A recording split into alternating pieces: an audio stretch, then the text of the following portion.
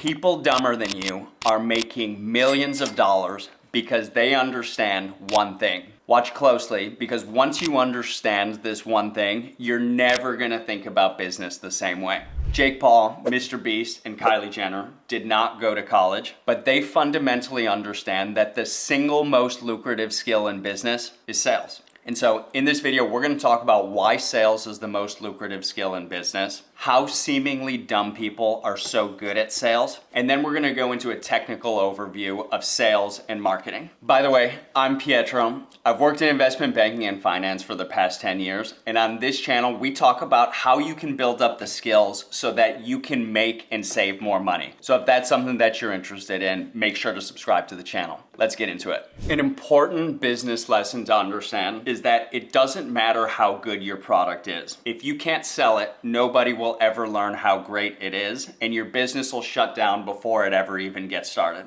And as a skill, sales goes way beyond just selling the product to your customer, and it's applicable across the entire business world. In a regular 9-to-5 job, you need to sell your ideas to your boss or executives in your company so that you can get stuff done. In a job interview, you need to be able to sell why you are the best person to take that job over the 100 other people who are applying for the same job. And when it comes to getting a promotion, you need to be able to sell why you're ready to take on more responsibility ahead of the guy who looks like he's working just as hard as you. When it comes to selling, what you're gonna learn is that your communication and networking skills are actually more important than the actual technical skills or product that you're selling. And it's a skill. It takes time. You can work to develop it. There are a lot of people who were horrible at communicating and actually paid a lot of attention onto developing that part of their career, and now they're great salespeople. You need to keep the end in mind. What is the ultimate outcome that you're driving for? And when you're trying to sell to a person, you need to be able to think 2, 3, 4 steps ahead, almost like a chess game, to figure out what their objections are gonna be to what it is that you're trying to sell, so that you can have a rebuttal prepared, so that once you finish your argument, they'll have no choice but to buy what you're selling because you've thought through every one of the contingencies and know how to deliver value to that person. We've all been sold cheap products that we regret buying and probably wasted our money on. The world's filled with people who know how to sell things but can't back it up with a product. But what we aren't aware of is how many great products there are that are out there that have never seen the light of day because the person who made it doesn't know how to sell it. When it comes to selling, you need to make sure that you can enter into the right market and develop your message and tailor it in the right way. If you're trying to sell really high margin luxury watches, clothes, cars, name brand, you're gonna need to figure out how to break into Rodeo Drive instead of Main Street. And it's a competitive marketplace. So when you're trying to network and break into what that market is, you need to be able to explain why you're the person that they should buy from instead of the 100 other stores that are down the street. Now, selling is not just about physical products, especially in the attention economy. We as consumers don't just pay with our dollars. We pay almost more importantly, arguably more importantly, with our time and attention. And top YouTubers, TikTokers, Instagram stars, they know this. They successfully know how to tap into our primal desires, how to make more money, how to get more status, how to aspire to a certain lifestyle. And they develop and craft their message so that in the first few seconds of a video, or with the right highly curated YouTube thumbnail, how to get us to keep watching from the get-go. They sell us within the first few seconds on why we should watch their video instead of anybody else's. And one of the tactics that they use, which is very effective, is the art of playing dumb.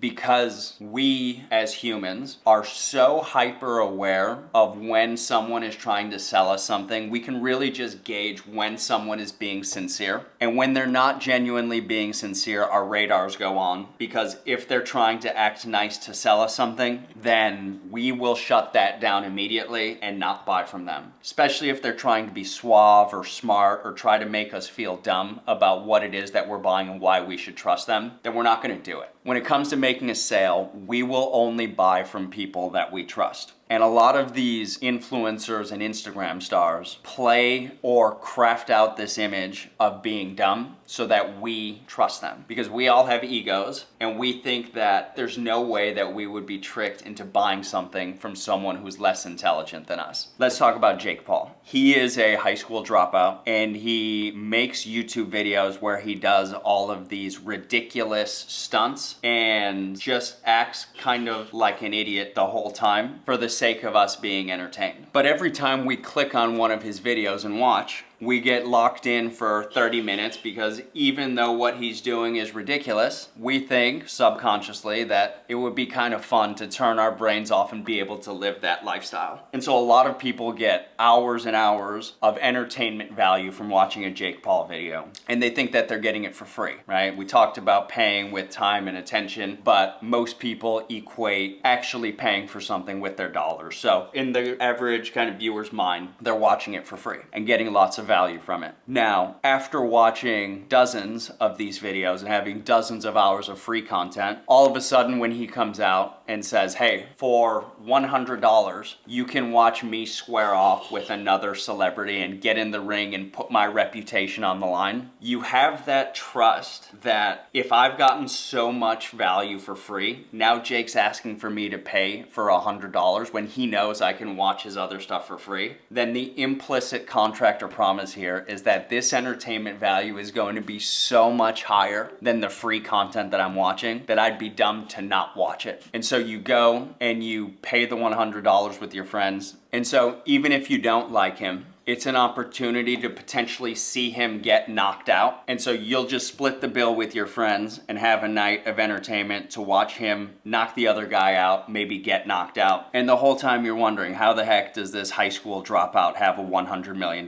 net worth? Now, on to the technical part of the video. Sales and marketing are two different departments, but you can't do one without the other. Sales is how you actually sell the product and get the customer to hand over their credit card and pay for the product. Marketing is how you position your product in the marketplace before you can go out and actually make the sales. When it comes to marketing, the key concept for every product is understanding what your core competency or unfair advantages are. Your core competence is what you can do better than anybody else that would be ridiculously prohibitive for anyone else to try. Now, Mr. Beast didn't know anything about chocolate, but his core competence or unfair advantage is that he's the largest YouTuber with a mostly teenage boy audience, which is the prime audience to buy chocolate. Kylie Jenner's core competence is leveraging her personal brand and giving product recommendations to her massive social media audience and building that trust with that audience. When Kylie tells her audience that they should buy a product, they know that that product is going to have a high quality stamp of approval because she has a long-standing track record of doing that. And when it comes to a product where she puts her actual name on it, Kylie Cosmetics, it's almost too good to be true.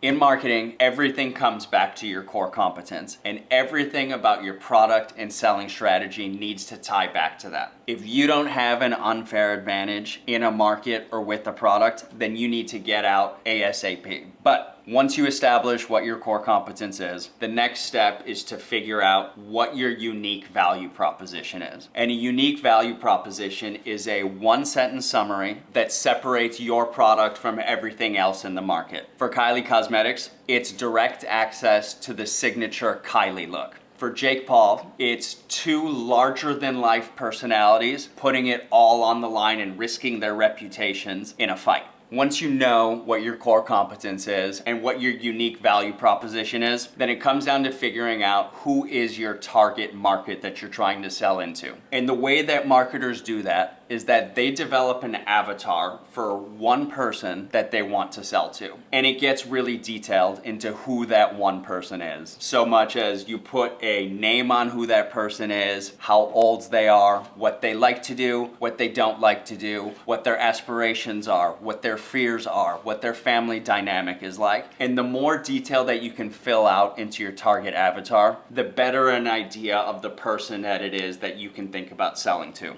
A lot of people, in order to make sure that they get this right, make products that would work for either themselves or someone that they care and know deeply about. And creating that avatar and filling in those details really helps understand how you can get ahead and actually present yourself and your product so that you can be the solution to help them out. Because at the end of the day, you're not trying to rip people off when you're marketing a product. You're trying to actually deliver value, and if you're ethical, you're trying to deliver value that's helpful for them. As a marketer, you need to help paint the picture as to why your product is better than anyone else's so that the end user can actually get help. Now, you might ask, why don't I just try to sell a lot of different avatars, or why don't I just stay general with what I'm trying to sell? And there's this paradox in marketing, which is that you need to niche down in order to sell more product. If you are trying to convince a family member or a friend about some sort of argument that you have, you can't convince or argue with all 5 or 10 of them at once. It's just really not likely that you're going to change anyone's mind. But if you talk to them one at a time, then you'll be able to have a nuanced discussion and a nuanced argument with points and counterpoints so that you can get your point across. And the most successful people when it comes to persuasion in large groups are really talking to one person, and then the rest of the group is listening to that one person. And so if you're making a really compelling argument talking to one person and there's others around that listen, you're more likely to convince them.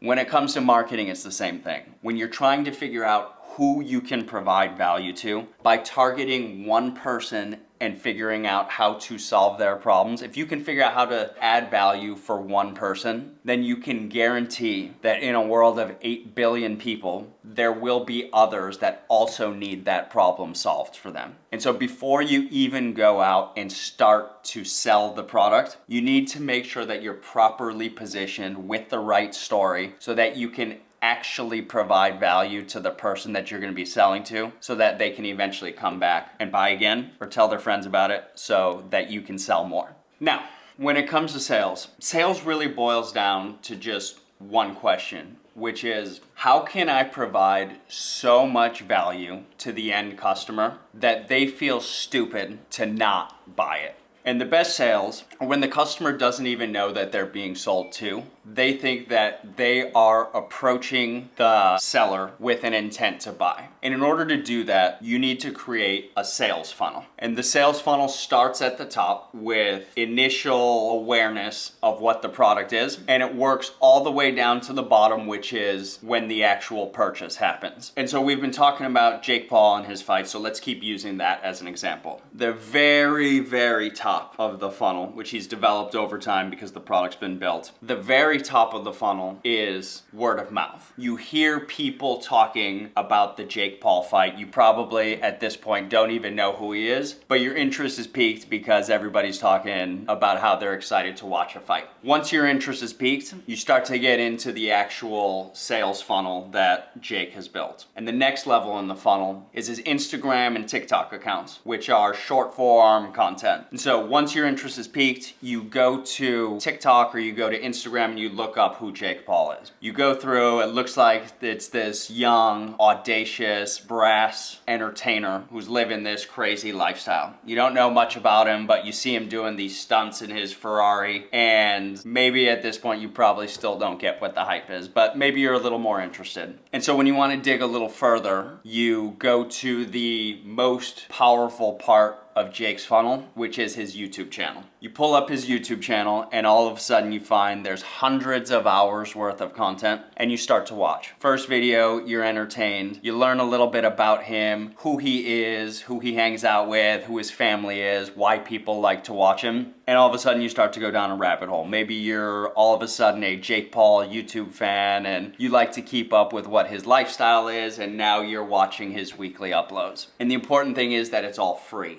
over here. And so you've heard that people are entertained, you learned a little bit about him, you went to his YouTube channel to understand who he is, and you've gotten a lot of subjective value out of that. You've paid with your attention and you've gotten a lot of value in return. Even if you don't like him after all this YouTube stuff, now you know a little bit about who he is, and he's at the very least entertaining. When he asked for $100 to watch him fight somebody, it almost feels like he's not selling it to you. He's selling it to his stupid fans who want to watch. But you who are above that, you think, okay, well, I'm not gonna give him 100 of my own dollars. Maybe I don't have anything to do on a Friday night. We'll get 4 guys together. We'll split it 20 bucks each, get a pizza and watch it. And then you watch the fight, Jake wins, you're entertained, and then you go back to his YouTube channel and the cycle keeps going. You don't even realize that he sold you anything because you think that you just spent 20 bucks with some friends and had a fun night of entertainment. The sales funnel is interesting because the goal is to create raving fans. And if you can disarm people into thinking that they're not even being sold, you see the funnel in Instagram ads where this cool new product shows up and you're interested because you've seen somebody use it before. Maybe you've seen an influencer use it. And so you go on to the website to see what it is, learn a little bit more of a product, and next thing you know, you're checking out. So the sales funnel works in all of business, but if you're not providing the ultimate value that you market, that you positioned yourself as and sold to the customer, they're not gonna come back to buy more. If you do ultimately sell the product and the customer loves it, they're going to come back and give you their money over and over again, and they're gonna be your boots on the ground to talk about why your product is so good. That feedback loop is what goes back into the funnel. It's all very intentional that all of these businesses make and study and put tons of money into designing every last part of the funnel down to the website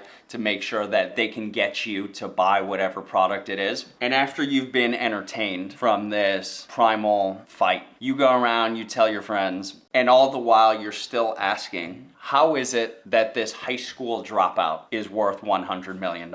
And so if you made it this far in the video, make sure to give me a like and subscribe to the channel here. I really enjoy doing these business breakdowns where I provide some of the academic overview that I've learned from undergraduate business school with practical applications from my career in finance. If you liked this video or want to see more content like this, make sure to let me know in the comments what things you'd like to learn about.